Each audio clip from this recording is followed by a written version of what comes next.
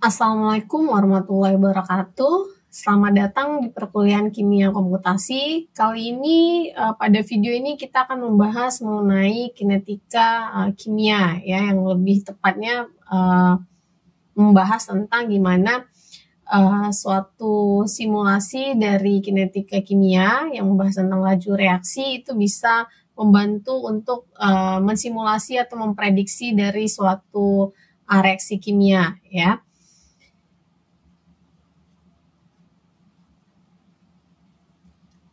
Nah, jadi pada video ini kita akan membahas mengenai model dari jaringan reaksi kimia.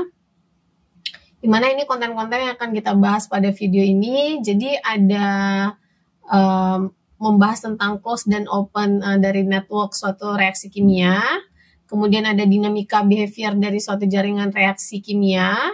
Kemudian bentuk jaringan kimia yang sederhana seperti apa. Kemudian bentuk konversi irreversibel dan reversibel dari suatu reaksi kimia. Nah, kalau berbicara tentang jaringan suatu reaksi, ya, jadi apa yang disebut dengan reaction network? Jadi suatu network dari reaksi itu terdiri atas spesies, kompleksis, dan juga reaksi, ya. Nah, jadi kalau misalkan pada slide ini ada reaksi A itu menghasilkan reaksi 2B dan 2B itu akan mereaksikan A ya. Jadi ada reaktan dan jadi produknya. Kemudian A plus C yaitu menghasilkan D dan juga D itu menghasilkan A plus C, dan di mana A plus C ini merupakan produk dari B plus E dan B plus E ini merupakan produk dari si D ya. Nah, disebut dengan suatu jaringan dari suatu reaksi atau network suatu reaksi itu adalah yang terdiri dari spesies. Nah, dari spesies di sini adalah molekul-molekul yang terlibat di dalam suatu reaksi kimia. Misalkan pada contoh ini S itu terdiri atas A, B, A plus C, A, B, C, D, dan E. Ya, jadi makanya spesiesnya adalah A, B, C, D, E. Jadi ada 5. Nah, sedangkan kompleksisnya itu adalah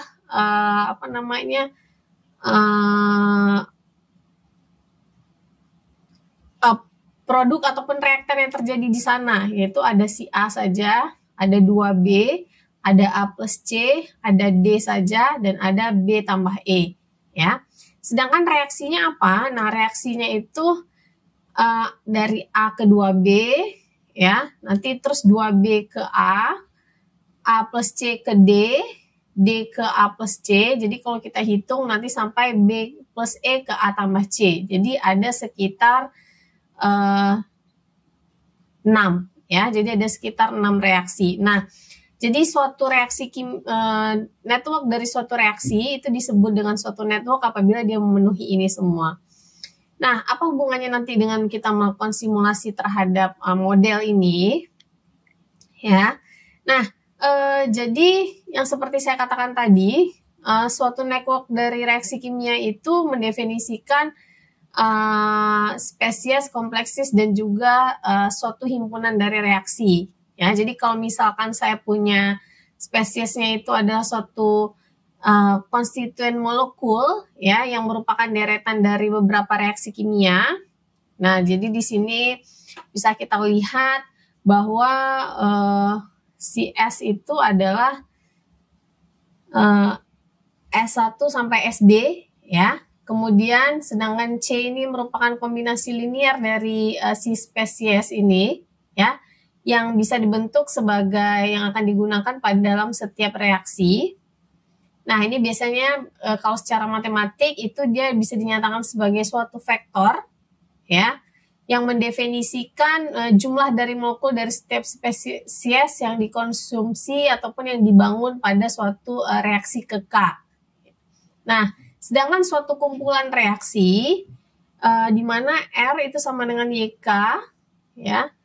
Di mana YK aksen dengan ruang vektornya itu adalah YK aksen dikurang YK anggota dari suatu ZD ya. Nah, di mana ZD ini kita ketahui tadi itu merupakan anggota dari suatu kompleksisnya. Nah, itu yang definisi dari suatu bentuk reaksi kimia. Nah, kemudian bentuk networknya itu dibagi ke dalam dua bentuk. Ada yang disebut dengan closed network dan juga ada yang disebut dengan open network. Nah, apa bedanya closed network dan open network? Mari kita lihat reaksi di bawah ini, ya. Jadi sebelum saya masuk ke closed dan open network, ya. Jadi beberapa reaksi itu dibentuk ke dalam dua sifat, ya, dalam dua sifat, yaitu yang pertama irreversible, sifat irreversible, yang kedua reversible. Oke. Nah, jika bentuk irreversible, ya, berarti reaksinya itu hanya dari reaktan terus menjadi ke produk, ya, tidak bisa sebaliknya, jadi tidak bisa dibalik intinya, ya. Nah, contohnya A plus B menjadi C plus D, tapi tidak bisa C plus D akan menjadi A plus B, ya. Nah, itu irreversible. Nah, kalau dia misalkan diasumsikan reaksi ini irreversible, ya, tidak bisa dibalikkan. Kemudian apa bedanya ketika dia dikelompokkan jadi open network dan juga closed network? Nah, kalau dia closed network, jadi ketika saya punya A plus B, ya, dimana akan menghasilkan C plus D. Nah, kemudian D ini akan menghasilkan B, ya, dan C akan menghasilkan E plus F. Nah, jadi mereka tertutup di situ saja networknya, jadi tidak dibalikkan lagi ke asalnya, ya. Tapi kalau open network, ya, ketika saya A plus B, ya, menghasilkan C plus D dan B akan menjadi dan D akan menjadi B, ya, dan D akan menjadi B. Kemudian nanti C akan menjadi E plus F, ya. Nah, si E dan si F ini bisa lagi akan membentuk ke bentuk jaringan yang lain lagi, ya. Nanti akan buka lagi untuk si A. Nah, itu yang disebut dengan open network. Nah, biasanya kalau closed network ini tidak ada reaksi di mana produk atau reaktannya itu berada di luar network, ya. Nah, tapi kalau untuk open itu biasanya kebalikannya, ya, kebalikan dari si closed network. Jadi ada reaksi yang di mana produk atau reaktannya itu bisa berada di luar network. Nah, itu yang disebut dengan open dan juga closed network. Nah, di dalam jaringan reaksi atau misalnya reaksi network dalam jaringan reaksi, ada beberapa dinamika behavior yang bisa kita ambil di situ. Salah satunya adalah yang ketika kita pengen melihat suatu behavior dari dinamika jaringan reaksi, itu beberapa hal yang bisa kita tentukan, ya. Yang pertama adalah kita bisa memprediksi adanya perubahan waktu yang bervariasi pada konsentrasi yang bermacam-macam, ya. Nah, biasanya apa? Biasanya ini kita bisa menentukan atau membutuhkan untuk mengetahui kecepatan terjadinya reaksi. Nah, kalau di dalam model eksperimen basah, ya, itu biasanya kita tidak tahu kapan perubahan waktu itu terjadi ketika dia laju reaksinya makin naik atau makin menurun. Nah, secara simulasi di dalam memodelkan dinamika behavior dari suatu jaringan reaksi ini, kita bisa memprediksi, ya, kita bisa memprediksi perubahan waktu yang bervariasi dalam mengetahui beberapa jenis konsentrasi yang bervariasi untuk mengetahui kecepatan terjadinya suatu reaksi. Nah, ini biasanya laju reaksi ini tergantung pada konsentrasi reaktan dan kondisi lainnya. Nah, laju reaksi itu dikatakan semakin baik atau semakin cepat apabila yang pertama volume dari reaksi itu diaduk dengan baik, ya. Kemudian banyak beberapa molekul dari setiap spesies yang ada itu bisa menjelaskan berbagai macam molekul dengan konsentrasi yang bervariasi secara terus-menerus. Nah, misalkan kalau saya punya aturan dari massa, ya mengenai laju dari suatu reaksi kimia itu kan sebenarnya merupakan proporsi ya dari suatu produk ke konsentrasi dari suatu reaktan. Nah, jadi kalau misalkan ada reaksi X ke P, ya, maka laju reaksi dari si X ini yang saya simbolkan misalkan ada K itu adalah Kx, ya. Nah, ini mungkin kalian sudah pelajari di kinetika kimia, ya. Nah, jadi model behaviornya itu kan biasanya mendefinisikan bahwa kalau ini saya punya waktu, ya, maka konsentrasinya itu makin lama kan nanti makin menurun. Ini disesuaikan dengan laju reaksinya, ya. Nah, jadi misalkan AT ini adalah konsentrasi dari A pada waktu ke T, ya, dari laju reaksi A pada waktu ke T, maka saya bisa katakan kalau dia kondisinya menurun, ya, laju perubahan si A ini akan menjadi negatif, ya. Jadi nilai laju reaksi A ini akan menjadi negatif dari laju reaksinya. Nah, dengan menggunakan persamaan diferensial, ya, kita bisa dapatkan bahwa turunan dari D per DT dari AAT, di mana DAAT-nya ini adalah perubahan laju dari konsentrasi A pada waktu ke T, itu sama dengan min KAT, ya, negatif kali laju reaksi pada waktu ke T. Kalau misalkan kita definisikan ini adalah si K. Nah, inilah yang biasanya bentuk behavior ini sering disebut dengan bentuk eksponensial yang landai, ya, yang menurun. Nah, sekarang bagaimana kalau misalnya kita ingin memodelkan dari bentuk ketika dia memproduksi dan juga pada saat dia melakukan peleburan, ya, atau melakukan reaksi. Nah, yang pertama kalau bentuknya adalah irreversible, ya, contohnya ini, jadi yang tidak dapat dibalikan. Jadi ketika A bereaksi menghasilkan B, ya, maka molekul B ini tidak bisa dibalikan lagi ke A. Nah, karena apa? Karena dia ketika dia sifatnya irreversible. Nah, dan model ini juga kalau kita sebut dengan sistemnya itu close, ya, close network tadi. Jadi bisa saya hitung laju perubahan dari si konsentrasi A, ya, ini konsentrasi A itu sama dengan negatif dari laju reaksinya. Nah, sedangkan laju perubahan dari konsentrasi B, ya, itu adalah laju reaksinya. Jadi setiap reaksi yang mengkonsumsi suatu molekul dari A dan menghasilkan suatu molekul B, ya, ini produknya, ini reaktannya. Jadi kita punya laju perubahan konsentrasi A itu sama dengan negatif dari laju reaksinya. Sedangkan laju perubahan dari konsentrasi B itu sama dengan laju reaksinya, ya. Nah, jadi artinya apa? Kalau misalkan saya punya definisikan misalkan, ya, AT ini adalah laju reaksinya, ya. Jadi bisa kita lihat bahwa ketika AT konsentrasi A pada waktu ke T dan BT adalah konsentrasi B pada waktu ke T, maka model sistem reaksinya itu bisa kita modelkan sebagai berikut, ya. dA per dt itu sama min KAT, sedangkan untuk dB per dt itu sama dengan KAT, ya. Ini untuk kondisi A di mana bereaksi menghasilkan B ketika dengan laju reaksi K. Nah,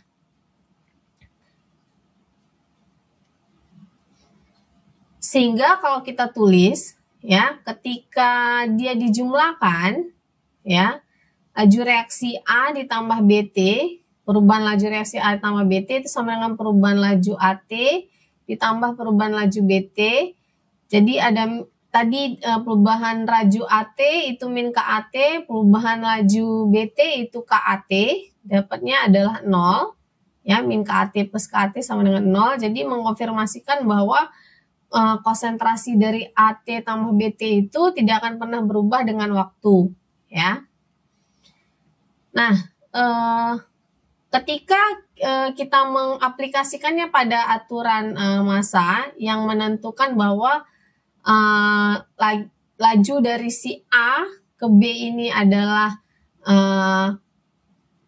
laju reaksi dikali konsentrasi A, sedangkan laju dari perubahan laju B itu adalah pada A adalah minus K, ya, atau K minus dari si B.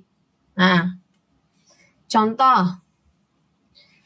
Pada contoh ini bisa kita lihat bahwa misalkan saya punya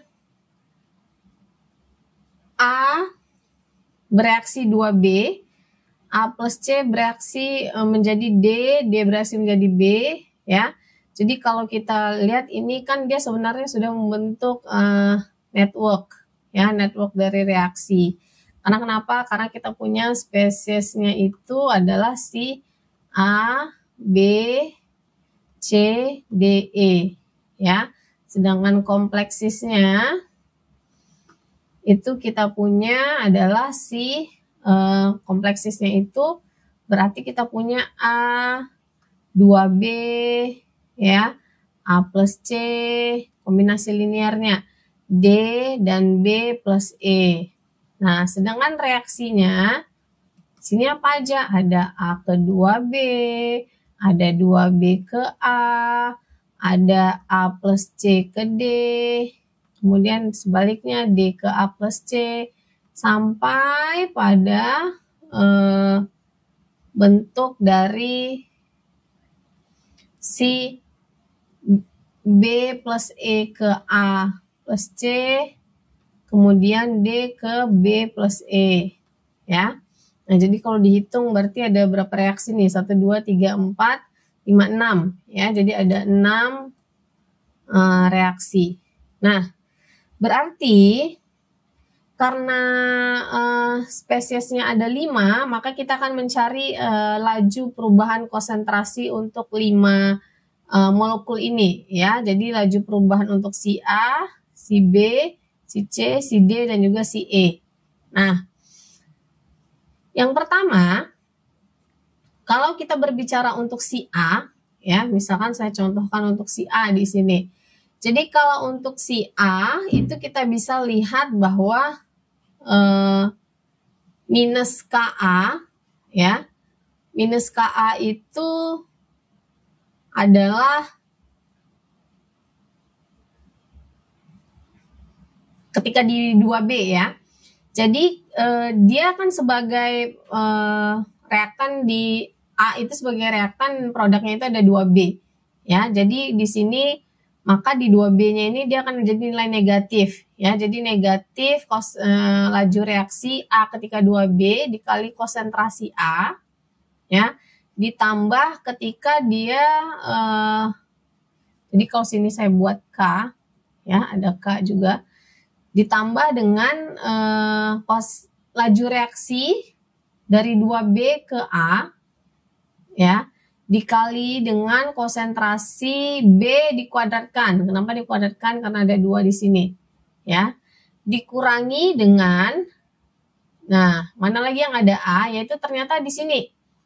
Nah, pada reaksi ini, maka dikurangi dengan konsentrasi A ditambah C ketika di D, dikali konsentrasi A kali konsentrasi C, ditambah konsentrasi D, ya, karena sebaliknya dari A plus C-nya jadi reaktan, D menjadi A plus C, CD ditambah dengan mana lagi yang untuk menghasilkan A plus C, yaitu di B plus E, ya.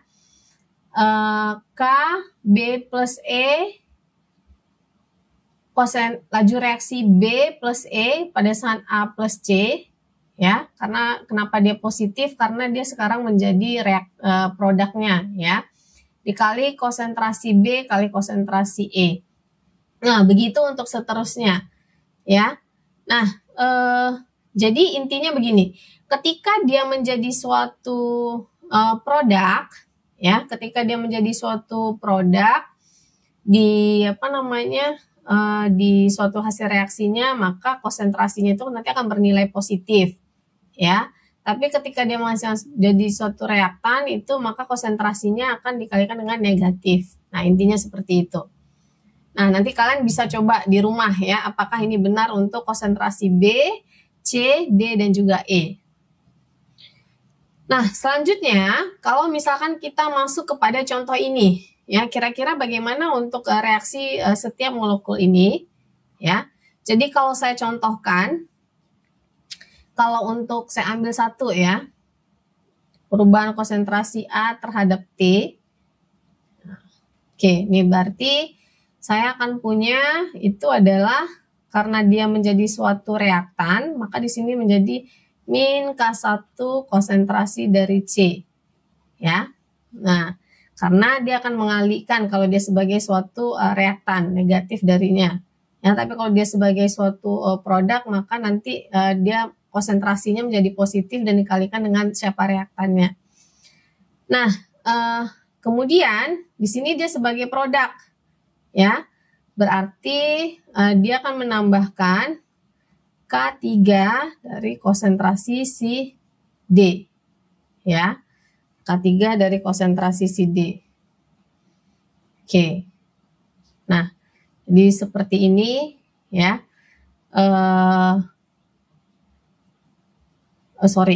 Maaf, ini konsentrasi C, ya. Nah, sekarang untuk konsentrasi B terhadap laju reaksi B terhadap T, ya, laju perubahan konsentrasi B terhadap T waktu.